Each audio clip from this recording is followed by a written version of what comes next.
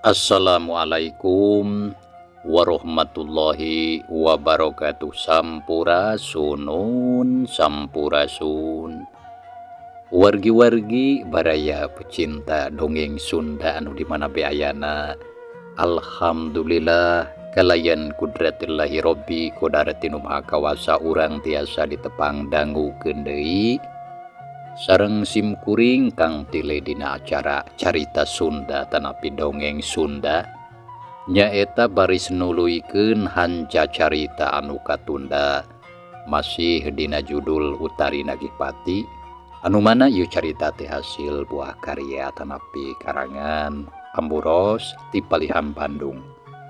Kasugri kaum dangu satu acana kang tile nuluykeun hanca carita tong hilap kana teu acan subscribe sumangga di subscribe heula nya kan watosna ngahaturkeun rebu-rebu nuhun laksa ketika bingahan pamudah-mudahan naon rupi apresiasina para wargi terutami anu sok biasa berkomentar sing paranjang yuswa arageng milik rezeki kalayan aya dina kasehatan dohir tumakaning patin.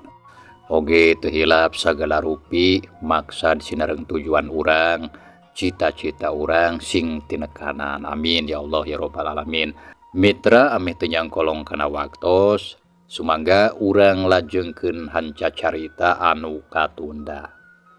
Kasugri kaum dangu dina jujutan hanca carita anu kamari katunda Pendaran kang tile kasapih kuwanci dina mangsa medarkeun kayaan alam ti peuting nyatana ka kulawarga Juragan Subrata anu mana harita Dendarja didatangan ku si Jurig Hulu sareng si Jurig Puntung eta hanca teh nya sumangga mitra urang puseurkeun di perhatian urang kana ieu carita.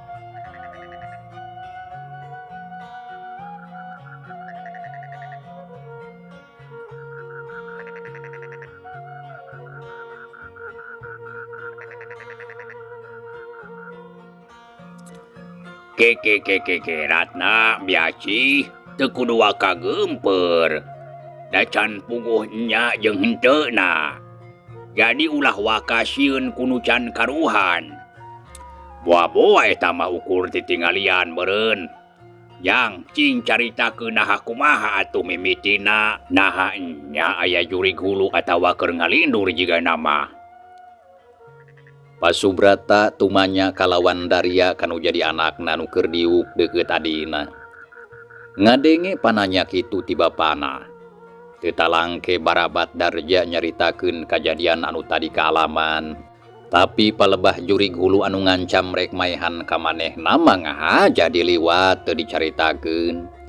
Lantaran sok sieun jadi nimbulkeun rupa-rupa pertanyaan anu balukarna bakal hese ngajawabna jeung sieun bakal ngondang kacurigaan. Jadi dina nyaritakeunna teh dijojoan bae sakura anu pentingna. Jeung deui Darma ras inget deui kana kajadian basa Mintarsih luncat ti luhur gawir. Apan harita oge kungsi nyaksian aya Jurig Hulu anu kaluar ti jero cai talaga. Nya teu burung bae pasoalan ieu teh jadi bahan pamikiran pikeun dirina. Tah sakitu ama anu tadi karandapan ku abdi teh. Darja mungkas sakabeh caritana. Ari Pasubrata jeung anu sejena ngadenge kitu teh meuni gogodeg. Samalah terus silih reret asa satengah teu percaya. Uluh geuning meuni kitu lalakon tes tuning matak sieun. Tapi ama mah asa percaya asa henteu ieu teh. Jeung deui matak heran nah dina peuting ieu mah imah urang make jeung kadatangan anu kitu Nya puguh ibu oge heran samalah beut asa dina dongeng ngadenge lalakon hidup teh Darja asa percaya asa henteu Ceuk Bu Halimah bari melong ka anakna.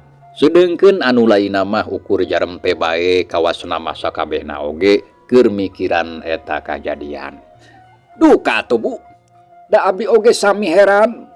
Tapi da memang kitu kaayaanna anu tadi karandapan ku abdi teh. Permios atunya abdi mah tos tunduh ye teh. Mangga di kantun sadayana. Darja terus amitan ka sararea, manehna embung loba ngomongkeun deui pasoalanan wae eta. Nya tuluy atuh asup ka kamarna ninggalkeun indung bapana jeung anu sejena anu harita masih kene ngariung bari ngaharuleng. Darma, Ratna, sok ka ditu ayeuna mah geura asup deui ka kamar. Ya terus geura sarare da geus peuting ieu teh. Jeung deui bisi kaberangan. Apa disukan rek indit ka kantor hidup teh.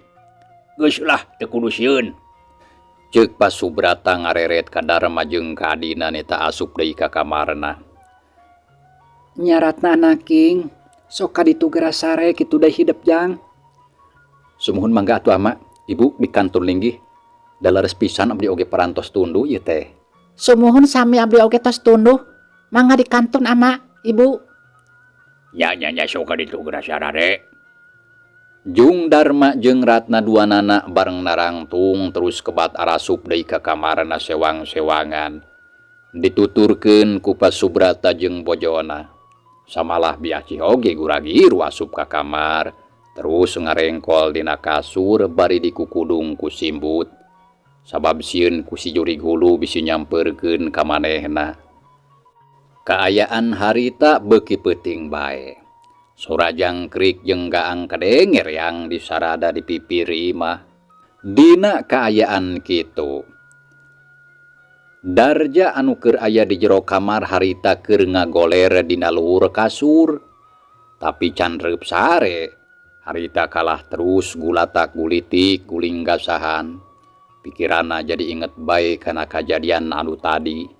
Malah ku ayeuna mah jadi tagibur teu puguh rasa. Sareta jadi loba kamelang jeung kahariwang. Sora si jurig hulu anu ngancam ka manehna asa kadenge deui ngajadikeun hate Darja jadi tetentrem. Kasugri kaum dangu. Angin peuting ngahiliwir karasana menitiis nyelecep kana awak. Langit lenglang taya aling-aling. Ari bentang baranang di awang-awang pating karetit pating kariceup. Mapaisan kaendahan alam anu keur meujeunna sepi jempling. Di sisi sawah reang ku sora bangkong. Di kebon awi sok kadeng aya sora londok anu pating keureuleng. Mangsa alam harita geus liwat di tengah peuting. Tapi Darja can bisa kene sare. Aih naha aing teh beut jadi teu bisa sare ieu teh. Gara-gara aya kajadian anu tadi aing jadi inget bae. Aduh, poa-poa nya si jurig hulu teh jurigna si Utari anu rek males pati ka aing. Ceuk Darja bari ngagoler teh terus ngalamun. Ras inget deui kana lalakon anu geus kaliwat. Ras inget ka Utari jeung ras inget deui kana sakabeh anu geus dilakukeun ku manehna dina mangsa anu katukang. Aduh, kawasna lamun kieu mah lain heureuy ieu pasoalan teh. Korejat Darja hudang. Terus diuk ngajentul nangkep tuur. Leng Darja ngahuleng terus mikir meni uleng mikiran anu ayeuna keur kajadian. Ras inget deui ka Mimin jeung ka Suta anu maotna di talaga dina waktu anu kawilang teu lila bedana. Darja hatena beuki ngarasa keueung. Samalah jadi boga curiga. Lamun maotna Suta jeung Mintarsih pasti aya hubunganna jeung si jurig hulu anu ayeuna ngarah ka manehna. Nya bener lamun kitu mah caritaan si Godeg teh. Memang kudu menta tulung ka jalma anu bisa. Ngarah aing tiluan aya anu ngajaga tina gangguan jurig hulu anu ngakalakeun ka aing. Nya bener isukan mah mending oge urang pangkihan. Nya sugan bae jalma anu ngaran Bah Dawuk teh bakal bisa nulungan ka aing. Lantaran aing embung ari kudu paeh alatan dicekek ku jurigna si jurig hulu mah. Benar gitu ah. Ceuk Darja terus ngagoler terus ngerlekeai kawasna mah geus tunduh. Nya anu satuluy namah teu lilareup Darja teh sare tibra sarata teu inget deui kana nanaon.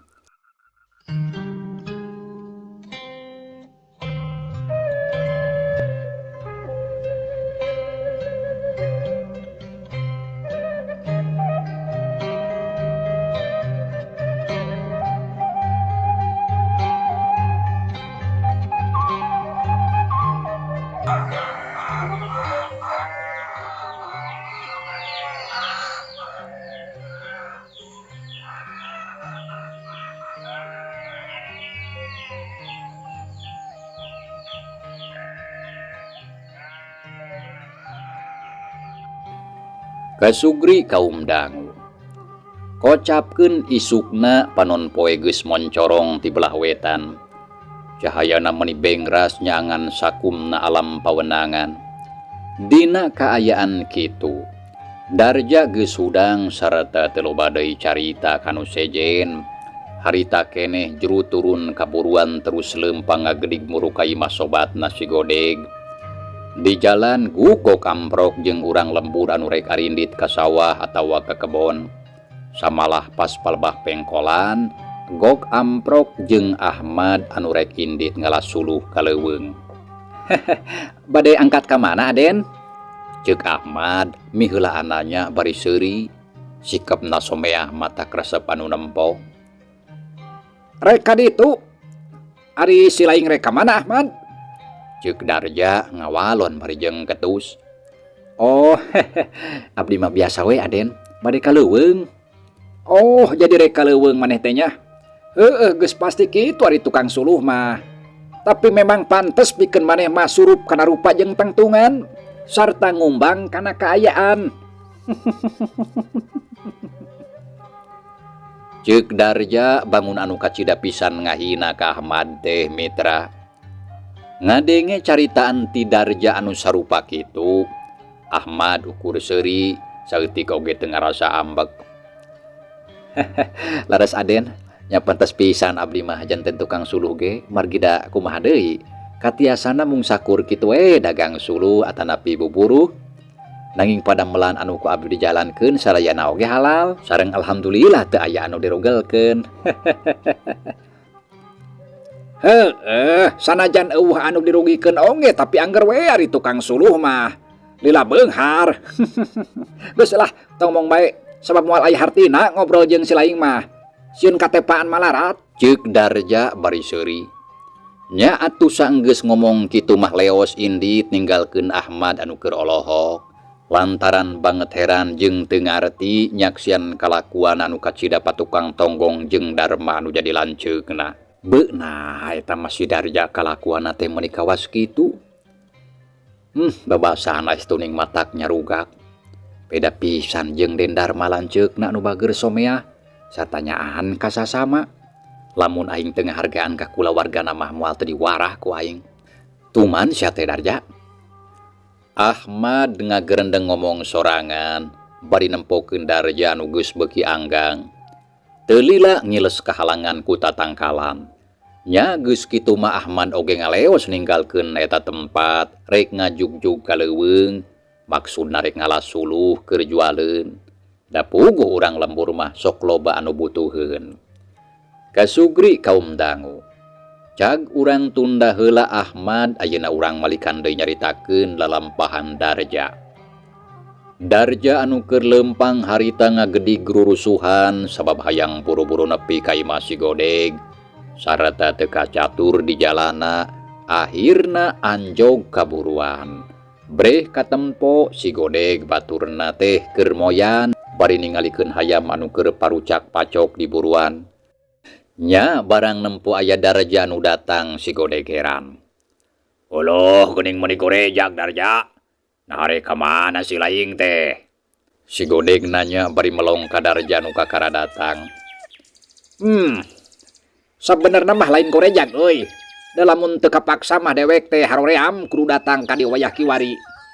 Ceuk Darja ngawalon bari kalacat unggah ka tepas. Geuk diuk dituturkeun ku si Godeg.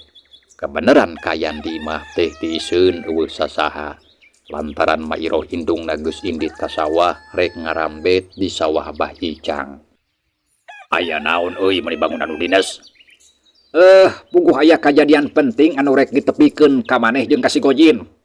Tah kulantaran kitu, sok kaditu geura susulan heula si Gojin ka imahna. Ngarah dina palebah nyaritakeun sakaligus kadenge jeung bakal kaharti ku maneh duaan.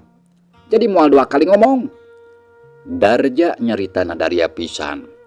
Nempok kitu si Godeg beuki panasaran. Nah naon anu rek ditepikeun ka dewek duaan teh? Heh Godeg, piraku teu kadenge. Sok kaditu teang heula si Gojin ka imahna. Terus gancang cenah ka dieu. Tah engke ku dewek sakabehna oge tangtu bakal dicaritakeun ka maraneh duaan. Buru, dasar belegug sia.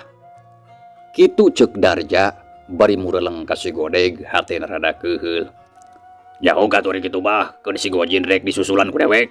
Jerut si Godeg turun kaburuan terus lempang rurusuhan rek muru ka imah si Gojin. Kaparengan tepati jauh ngan ukur kehalangan ku 5 suhunan jeung kehalangan ku kebon sampeuna Mang Sukro. Ari Darja harita nungguan di tepas imah sorangan. Ku siwel ngaluarkeun roko bodas tina saku bajuna. Gur diseungeut terus ngelepus udud bari nyarande kana bilik. Teu lila antarana. Guru tak si Godeg jeung si Gojin daratang lempang narurusuhan. Da puguh bisi Darja lila ngadaguan. Nya terus atuh duanana bareng unggah ka tepas, gek diuk ngarendeng hareupeun Darja. Aya naon Darja meni asa kumata kreuwas? Si Gojin langsung nanya bari melong ka Darja anu keur ngalepus udud. Tah syukur geuning si laing ayeuna geus daratang. Aya naon atuh sok buru geura caritakeun. Si Godeg nanya deui ka Darja bangun anu geus teu sabar. Nya teu talangke barabat Darja oge nyaritakeun kajadian tadi peuting anu kaalaman ku manehna. Si Godeg jeung si Gojin anu keur ngabarandungan puguh bae ngajenghok lantaran beuki jelas ayeuna mah si Jurig Hulu teh ngakalakeun ka maranehna. Tah kitu euy anu tadi peuting kajadian di imah dewek teh.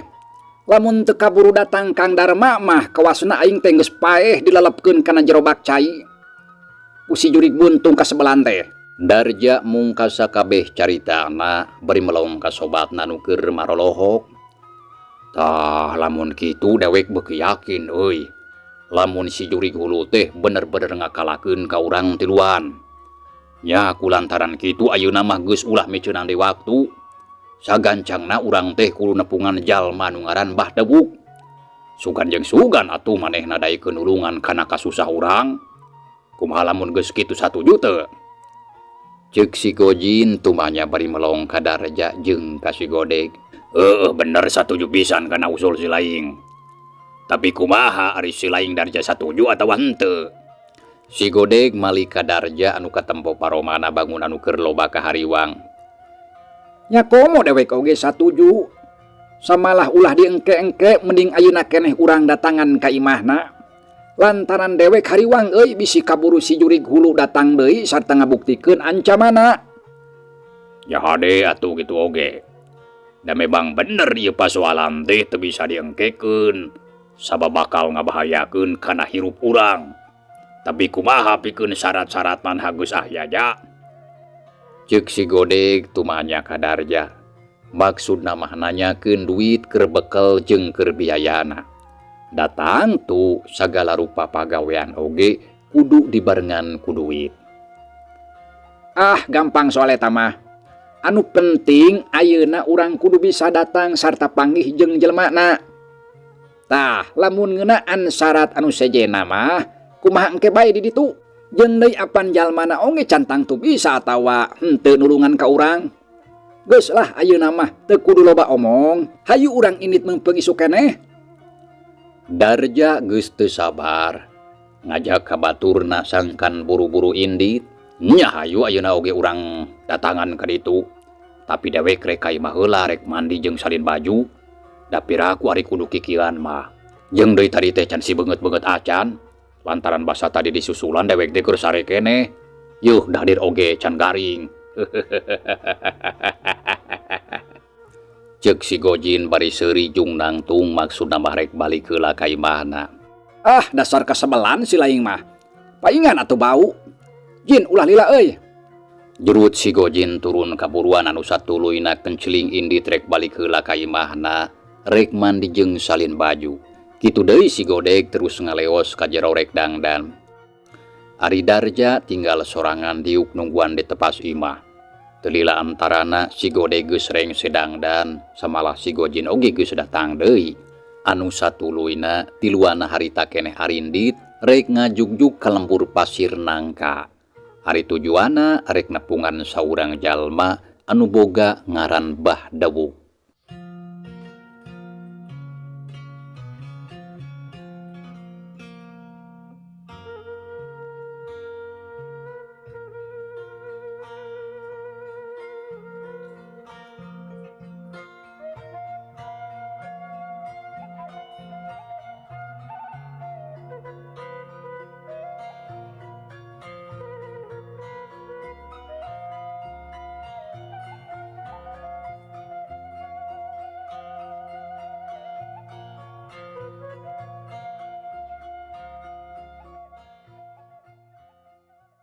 Kasugri kaum dangu. Kaayaan alam beuki beurang bae. Panon poe geus luhur langit katingalina bengras taya aling-aling. Mega bodas ayang-ayangan di awang-awang. Angin leutik ngahiliwir ngoyakeun daunan pating arulang we jeung pating garupay. Dina kaayaan kitu. Aya 3 urang jalma anu keur leumpang ngageredik mapai jalan pilemburan. Malah sakapeung mah sok nyorang sawah jeung tegalan. Sok sanajan keur panas poe, tapi maranehna terus bae laleumpang. Da puguh hayang geura nepi ka nu dijugjug. Kumaha euy? Nah jauh keneh teu ka imahna Badawuk teh. Ceuk Darja bari leumpang nyelang nanya ka baturna. Geus nepi ka dieu mah teu jauh. Tuh, ukur tinggal meuntasan susukan. Terus maju ke belah kulon, tangke bakal ngaliwatan kebon awi. Tah imahna teu pati jauh ti di Jabah. Lamun teu salah mah di sisi sawah jeung rada anggang ti batur. Si Godeg ngawalon bari tunjak-tunjuk ka palebah jalan anu rek diliwatan. Nah, geuning si laing mah kawas anu geus apal ka imahna Godeg. Ya apal dewek mah. Lantaran ti heula kungsi ka dieu basa diajak ku si Combro. Tah ti madehna dewek apal ka Badawuk teh. Nya syukur atuh ari kitu mah. Jadi urang moal nyasar jeung deui dewek geus teu kuat ieu teh capek. Jeung hanaang hayang nginum deui. Ceuk Darja kituna teh bari ngusap kesang anu renung dina tarangna. Beungeutna katara beureum kesang ngoprot masuhan baju. Nya wayahna we kudu sabar, tapi da moal lila deui oge bakal nepi. Geus atuh tong ngaromong bae euy ari hayang kancang nepi mah. Ayo burukeun geura leumpangna. Ceuk si Gojin bari terus leumpang ngagedik ti heula dituturkeun ku baturna. Teu lila anu tiluan teh geus anjog ka hiji imah anu tempatna aya di sisi sawah. Pakaranganna kawilang lega jeung badaresi. Ari hareupeuna aya tangkal jambu air anu buahna meuni leubeut jeung bareureum. Ari gigireuna aya balong anu caina ngagolontor herang jeung katempo loba laukan. Reg atuh si Godeg jeung baturna areureun. Tah lamun teu salah mah ieu imahna Badawuk teh. Ceuk si Godeg bari tengah-tengo nitenan ka sabudeureun eta imah anu katempona rada tari iseun kawas anu eueuh pangeusina. Tapi kira-kira naraya kitu jelemana. Ya urang cobaan we atuh keterokan bantona. Koloyong si Godeg muru kana panto terus ka ketrok bari uluk salam. Ari Darja jeung si Gojin ngajanteng di buruan bari ngawaskeun ka sabudeureun eta tempat. Sampurasun. Sampurasun.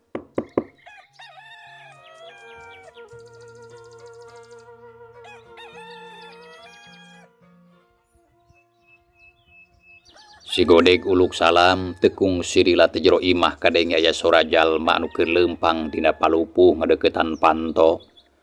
kolotra kreket brai pantomuka. Breh katempo aya saurang lalaki tengah tubuh nangtung di lawang. Awakna jangkung gede, kahandapna make calana pangsi hideung jeung baju kampret hideung. Make iket barang-barang semplak tapi sirahna mah botak keueuh-beukan. Kumisna baplang sangadulang, matak sawan budak. Ramo leungeuna anu garede teh dipapaisan ku batu ali. Ari eta lalaki teh anu katelah bahdewuk tea. Nya barang nempo kanu tiluan. Bahdewuk harita melong bari kerung. Sampurasun Abah. Ceuk si Godeg uluk salam bari manggut ka Bahdewuk. Rabes. Saha ranjeun teh? Bahdewuk tumanya bari melong surana kadenge tarik kawas aya simaan. Abdi ieu mah Abah. Ceuk si Godeg bari solongkrong ngajak sasalaman. Gap ku Bahdewuk di tampanan. Nya ari abdi teh abdi saha? Sing bener atuh ngajawab teh. Bahdewuk mureleng ka si Godeg. Sanajan geus pernah panggih oge tapi da geus poho deui lantaran geus kawilang lila teu amprok. Abdi Godeg Abah. Ceuk si Godeg nyebutkeun ngaranna bari seuri. Ari Bahdewuk rada kerung tapi terus ungut-ungutan kawasna mah ayeuna geus mimiti ingeteun. Oh, nya inget ayeuna Abah. Lamun teu salah si laing teh Godeg baturna si Combro meureunnya. Anu ti heula kungsi ka dieu. Ceuk Bahdewuk tumanya bari mencerong ka si Godeg. Tah kitu leres Abah telepat. Abdi teh batur si Combro. Nah ka mana bae atuh si laing teh Om. Mending ngamleng taraya ka dieu. Apunten Abah rumaos abdi teh jolenar. Si laing mah inget sote ka dieu jika da lamun pareng keur boga pakabutuh ja. Kakara inget ka dewek. Ngadenge caritaan Bahdewuk sarupa kitu. Si Godeg rada kulamas kalemes eraeun. Lantaran nya sok inget soteh ka Bahdewuk lamun pareng aya pangabutuh. Sumuhun Abah rumaos sapunten we atuh Abahnya. Teu daun lah. Dihampura ku dewek oge. Tapi ari eta saha? Bahdewuk nunjuk ka Darja jeung si Gojin anu tadi jarempe. Eta mah rerencangan Abah. Tah anu ieu mah Darja. Tah lamun anu eta mah katelahna si Gojin. Si Godeg nunjuk kanu duaan. Solongkrong atuh Darja jeung si Gojin nyampeurkeun. Nepangkeun Abah, abdi pun Darja. Ceuk Darja bari terus munjungan ka Bahdewuk diturutan ku si Gojin. Abdi mah pun Gojin Abah. Doh, jadi ngaran teh Darja jeung Gojin ya. Paras Abah telepat. Ya lamun kitu mah hayu atuh urang ka jero. Tong ngajaran tong bae di luar panas di dieu. Jeung deui ngarah salse ngobrolna. Ceuk Bahdewuk ngajak asup ka jero imah. Lantaran di luar mah kaayaan teh keur meujeunna panas poe. Da puguh harita teh geus nincak kana wanci lohor. Terus sararea arasup ka jero, gek Dariuk dina samak anu geus meunang ngamparkeun. Ari Bahdewuk terus kebat ka tukang tapi teu lila geus balik deui bari ngajingjing teko jeung cangkirna. Terus sor riasongkeun kanu tiluan. Bahdewuk gek diuksila yang hareupan semahna bari kop kana dompet bako. Ngalinting daun kaung gur diseungeup terus ngelepus udud katara bangun anu salese pisan. Sok kadinya ngarinum heula. Waduh, menurut Bah. Agus pasti hadaang baradeh teh. Sumuhun dalares Abah abdi tiluan teh mun hadaang ieu teh. Ceuk si Godeg bari gap kana teko terus ngucurkeun cai kana cangkir. Ragot nginum mending ngalek-lek kitu deui Darja jeung si Gojin nurutan da puguh sarua keur hanaang. Malah ti corona oge karasa sagaringeun. Ari Bahdewuk nempokeun bari mesem. Sanggeus aya kana sawatara waktu Bahdewuk mariksa ka semahna. Tah, ayeuna mah kawasna Gus halse. Sarta Gus teu pati cape teuing. Cing sok atuh geura caritakeun. Naha aya kaperluan naon datang ka dieu teh? Datang tua-tua aya tujuan nama tak jauh di jugjug anggang di tiang oge. Cing pok pek prak geura caritakeun. Bahdewuk melong kanu tiluan. Sorot panonna seukeut matak serab nandakeun yen manehna teh lain jalma sambarangan. Meunang pananya kitu, Darja jeung baturna silih reret, Kawas anu silih tanya naha saha di antara maranehna anu rek ngajawab. Teu lila pok si Godeg ngawalon bari ngarekepkeun silana. Kieu Abah. Pamimaksad teh nanging sateacana simkuring ti luar langkung ti payun ngahaturkeun nuhun wirehna parantos gasik ditampi enggal dipariksa ku pagaresa Abah. Ya. Margi leres pisan abdi tiluan tebih-tebih dongkap ka dieu teh pade aya keperyogian anu kalintang penting. Ceuk si Godeg nyeritana dari pisan. Ari Darja jeung si Gojin teu pipilweun ngomong, duanana jerempe bae bari ngabandungan. Nya sok atuh geura caritakeun. Naha naon keperluan aranjeun teh? Lantaran dewek ku sayang geura nyaho ieu teh. Kieu Abah. Mangga gua abdi bade didugikeun ka salira. Derek-dek si Godeg nyaritakeun keperluan maranehna pangna jauh-jauh nepungan Mbah Dewuk. Anu maksudna mah rek menta dipangjagakeun tina gangguan si Jurig Hulu jeung si Jurig Buntung. Anu akhir-akhir ayeuna ngaganggu katengtreman hirup maranehna. Tapi si Godeg manehna teu wani terus terang pikeun nyaritakeun kana kasang tukangna. Da puguh kalakuan maranehna tiluan sieun kabongkar. Jadi anu ditepikeun teh ngan ukur kaperluanna hungkul. Mbah Dewuk harita meuni imeut ngabandungan. Samalah sakapeung katempo sok rada kerung, da puguh rada heran kana lalakon anu dicaritakeun ku si Godeg bieu. Tah janten kitu Abah keperyogian abdi tiluan teh. Nya teu aya sanes bade nyuhunkeun tulung sangkan dipangjagakeun tina gangguan si Jurig Hulu sareng si Jurig Buntung anu ayeuna ngaganggu. Tak kitu Bah. Si Godeg mungkas sakabeh caritana. Tapi bari melong ka Mbah Dewuk anu katempu meuni pogot ngabandungan sarta sirahna anu botak unggut-unggutan. Jadi ayeuna teh paraneh tiluan keur diganggu ku eta jurig ya. Tapi daha jurig ti mana make jeung bisa kitu? Sumuhun nya duka tuh Abah. Abdi oge teu terang ari ti mana datangna mah.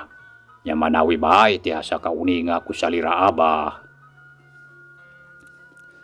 Ceuk si Godeg sok sanajan manehna geus boga sanggaan lamun si Jurig Hulu anu ayeuna ngaganggu teh tayalian ti jurigna utari anu datang ti talaga. Tapi acan bisa mastikeun kalayan pasti lantaran eta mah ngan ukur kakarasangkaan. Kitu ya. Keunda tu urang ilikan ku dewek. Naha jurig ti mana cenah manehna teh meuni asa ku kabina-bina teuing. Ceuk Mbah Dewuk bari jung nangtung terus muru ka dapur. Teu lila geus balik deui bari mawa baskom leutik anu dieusi ku cai herang. Gek diuk di tempatna anu tadi, ari baskom ditunda hareupeun, reupeurem biwirna kegareyeman mapatkeun ajiana. Jep kaayaan teh jadi simpe keur sakedapan mah eueuh sora anu kadenge. Mbah Dewuk keur husu jajampean disaksian ku Darja jeung dua baturna. Sanggeus aya kana sawatara waktu bray Mbah Dewuk beunta. Ret kana cai herang anu aya dina baskom. Nya terus dititenan kalayan apik jeung taliti. Teu lila ret deui ka si Godeg jeung baturna. Mbah Dewuk netep seukeut kana beungeut anu tiluan terus rumenghap narik napas panjang. Samalah bari gogodeg sagala. Nempopolah anu sarupa kitu Darja jeung baturna jadi tegenah rasa. Kumaha Abah? Naha kinten-kinten aya gambaran naon anu katingal ku salira dina lebet cai teh? Naha tos kengeng wewengan? Darja nanya ka Mbah Dewuk lantaran ngarasa panasaran hayang geura nyaho. Sumuhun Abah naha naon anu katingal ku salira teh? Si Godeg mairan sarua manehna oge hayang geura nyaho. Ngadenge pananya kitu. Mbah Dewuk panonna mureleng ka Darja jeung ka baturna. Kieu euy. Samemeh dewek caritakeun anu katempo dina jero cai. Cing sok jawab kalawan jujur. Pagawean naon anu geus dilakukeun ku maraneh dina bangsa katukang? Sarta anu aya patula patalina jeung leungit nyawana saurang jiwa. gancang caritakeun kade ulah aya anu rek disebutan. Ari sabab ngarah akur jeung anu katembok ku mata batin dewe kayeuna. Sok teu kudu asa-asa gancang caritakeun.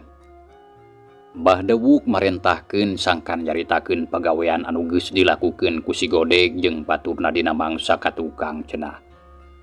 Anu aya patula patalina jeung leungitna nyawa saurang jalma. Darja jeung baturna ngadenge caritaan Mbah Dewuk kitu tiluana harita silih reret.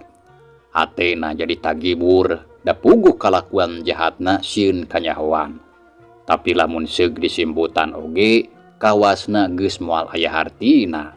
Ari sabab Mbah Dewuk kawas anu geus nyaho kana sagala rupana.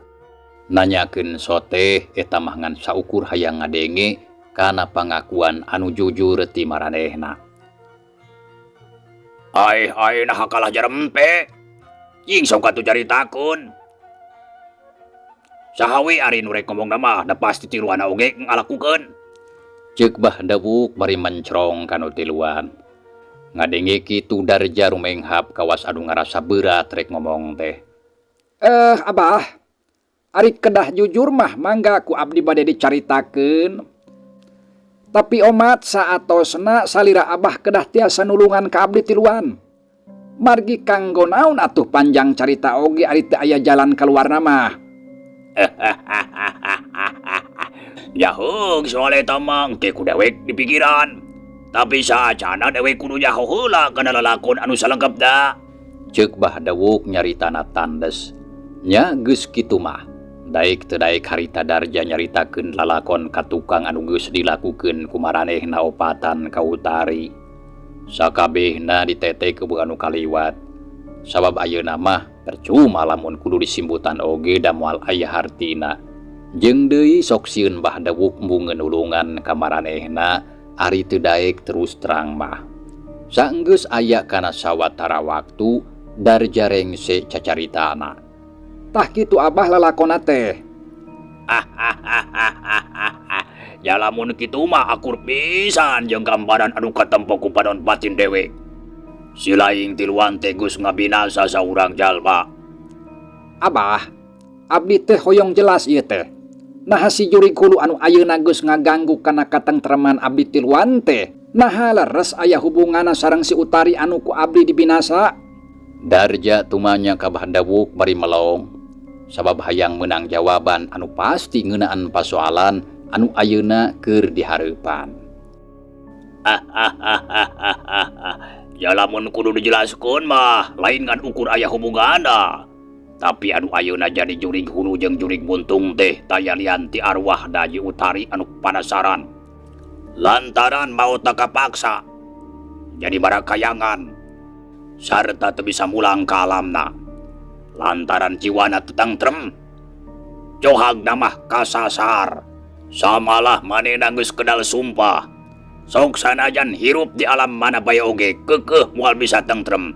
Lamun acan laksana males pati ka jalma anu geus deleka ka manehna. Samalah geus aya dua nyawa anu jadi korbana. Anu sarua nembahan pati di talaga anu ayeuna geus batuh jadi tempat padubukana. Tak kitu? Mitra cagelayu carita urang tunda heula nya. Insyaallah mitra kin urang lajengkeun deui. Hatur nuhun kana naon rupi peratosana. Wilujeng kantun. Wassalamualaikum warahmatullahi wabarakatuh.